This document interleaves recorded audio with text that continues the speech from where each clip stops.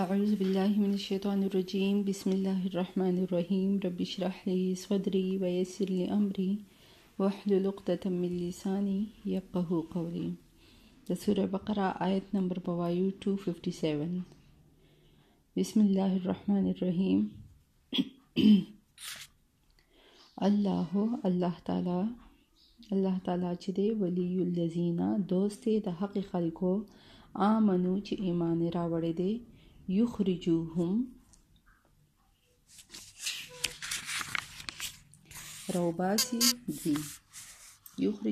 روباسی دی من الظلمات د تیارونا الی النور رڼا طرف ته والذین اور هغه کسان کفرو چې کفر کړی دی اولیاءهم الطاغوت دوستان دی ردوی طاغوت و شیطانان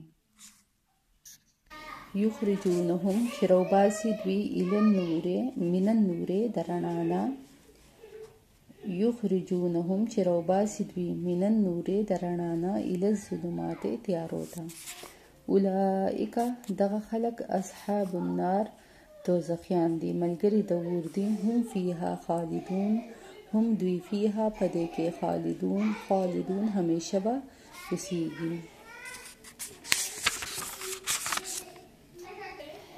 دلته بس مطلب دا دی کنه چې د ایمان هغه فائدې بیانوي کنه چې مطلب څوک ایمان راوړي نو الله رب العالمین لکه هغوی به وباسي د تیارو نه رڼا طرف ته به راولي. مطلب د الله لکه الله به د هغوی دوست شي. ټیک شو. بیا به الله رب العالمین به څه کوي مطلب هغوی به د تیارو نه راوباسي. تیارو مطلب ظلمات نه مطلب چې دی که نه هغه کفر دی شرک دی. ټیک شو. د کفر شرک نه به یې راوباسي رڼا طرف ته نور طرف ته. ټیک شو. رڼا مراد لکه توحید ایمان یقین سنت طرف ته دې طرف ته به یې راوباسي. ټیک شو. نو دلته کې مطلب دا کنه چې انسان چې دی نو هغه ایمان راوړي نو الله رب العالمین د هغه دوست شي کنه. الله رب العالمین د هغه دوست دی او الله رب العالمین به د تیارو نه وباسي او د اسلام رڼا طرف ته به راولي. ټیک شو.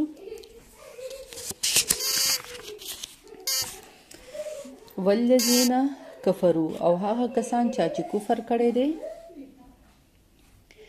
اولیاءهم الطاغوت دوستان ردوی شیطانان دی. اولیاءهم دوستان ردی الطاغوت شیطانان دی.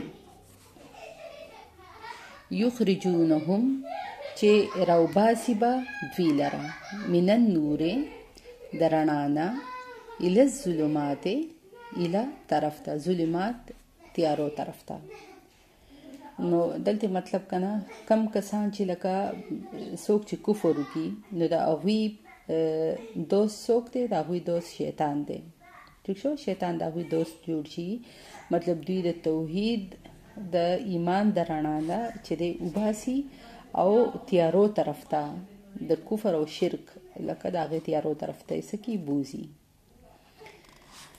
اولئک دغه کسان اصحاب النار دوی ملګري د اور دي یا دوی دوزخیان دي هم فیها خالدون او دوی به همیشه په دغه جهنم کې اوسیږي او دوی به په دغه جهنم کې همیشه به وي.